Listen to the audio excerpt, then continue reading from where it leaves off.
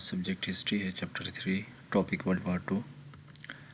Dear students, world وار 1 پڑھا تھا ہم لوگوں نے، اور اس کے مطلب جب لیگ آف نیشنز فیل ہو گئی تو اس کے بعد آٹومیٹیکلی ورلڈ وار 2 ایرپٹ ہو گیا۔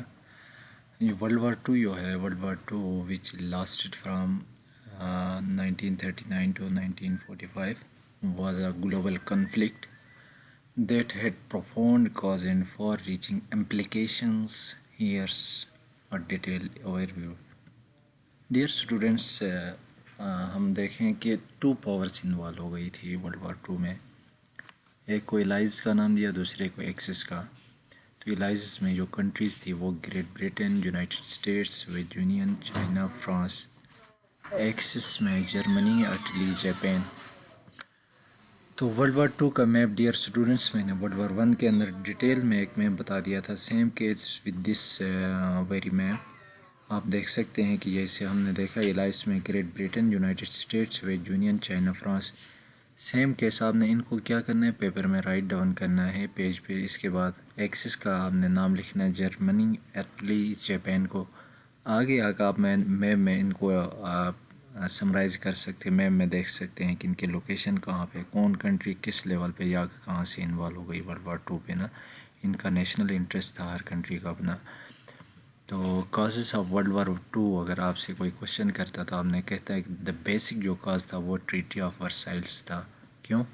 انہوں نے جرمنی کو کیا کیا تھا پہلے ورلڈ وار 1 کے اندر، جب ورلڈ وار 1 اینڈ ہو گیا تھا تو جرمنی کو کافی پریشرائز کرنے کی کوشش کی اس ایکارڈ کے بہاف پہ نا۔ تو ٹریٹی آف ورسائلز میں کیا ہوتا ہے، جرمنی پہ پینالٹیز لگتی ہیں، اکنامک سینکشن لگتی ہیں۔ اس کے بعد دنیا کے اندر ایک اکنامک انسٹیبلٹی آتی ہے، کیوں؟ ورلڈ وار 1 کی وجہ سے آتی ہے۔ اپیزمنٹ اینڈ آئسولیشنزم ایک پالیسی اپناتا ہے یونائٹڈ اسٹیٹ آف امریکہ۔ یہ کہتا ہے کہ اس کے بعد میں نے ورلڈ وار 1 کے بعد امریکہ یہ کہتا ہے کہ میں کسی وار کی طرف نہیں جاؤں گا۔ Failures of the League of Nation, failure of League of Nation کا کام ہی یہ تھا کہ دنیا کو کسی بڑے گلوبل کنفلکٹ سے روکنے کے لیے وہ لیگ آف نیشن بنایا تھا۔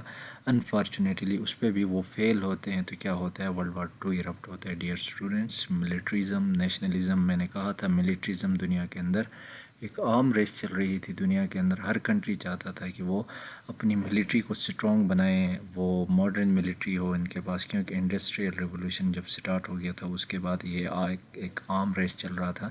نیشنلزم کا میں نے ورلڈ وار 1 کے اندر بھی سمجھایا، اور یہاں پہ بھی آپ کو بتاؤں گا کہ نیشنلزم کا مطلب یہ ہے کہ قوم پرستی۔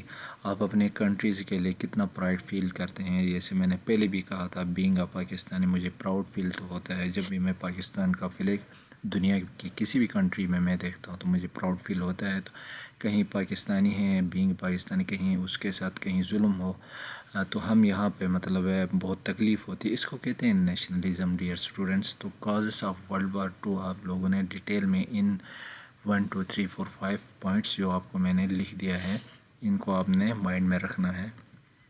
تو ٹریٹی آف ورسائلز میں آپ دیکھیں اس ٹریٹی کے اندر کیا تھا کہ یہ جو جرمنی پہ کیا پینالٹیز لگ گئی تھی۔ The Treaty of Versailles impose severe restrictions and territorial losses on Germany. Germany نے جو ورلڈ وار 1 کے اندر کچھ ٹیریٹریز کو اپنے مطلب قبضے میں لیا تھا، ان کو انہوں نے کہا کہ آپ چھوڑ دیں، ان کو لاس کر دیں، پلس اس میں ان پہ ریسٹرکشنز لگی after World war 1 leading to economic hardships and national dishonour. اب کیا ہو گیا، اس کی وجہ سے جرمنی کو اکنامک ہارڈشپس کا فیس کرنا پڑا، اور نیشنل ڈس آنر، دنیا کے اندر جرمنی بڑا بری طرح مطلب متاثر ہو گیا کہ اس کی کوئی ایسے ورتھ نہیں ہو گئی۔ پھر کیا ہوتا ہے، اس کی وجہ سے جرمنی ایک ایگریسو پالیسی کی طرف لے جاتا ہے، اپنے آپ کو ایگریشن کی طرف شفٹ کرتا ہے۔ کیا کرتا ہے، the resentment towards the treaty contributed to the rise of Adolf Hitler. آپ کو پتہ ہے کہ ایڈولف ہٹلر بہت ہی ظالم تھا، کہتے ہیں جس نے دنیا کے اندر بہت ظلم کیا، اسپیشلی یہودیوں کا قتل عام کیا تھا، 6 ملین یہودیوں کا نا۔ اور اس میں کیا ہو گیا، اس نے کہا اب میں بینگ جرمنی سے اگر میرا بلانگ ہے تو میں ایک کام کرتا ہوں کہ اپنی مطلب نیشنل پرائڈ کو، دنیا کے اندر جرمنی کا جو آنر تھا اس کو ریسٹور کرنے کے لیے اس نے کہا کہ اب ایک ایگریسو پالیسی کی طرف اپنے آپ کو شفٹ کر دیا۔ And the Nazi Party who promise to restore Germany's farmer